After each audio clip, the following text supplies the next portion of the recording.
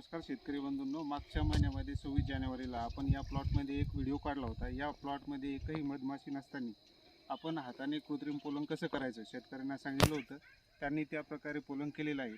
सध्या तुम्ही बघू शकता पूर्ण प्लॉट 100% भरलेला आहे. आपण त्यांच्याकडून जाणून घेऊया त्यांनी पोलन कसं केलं होतं.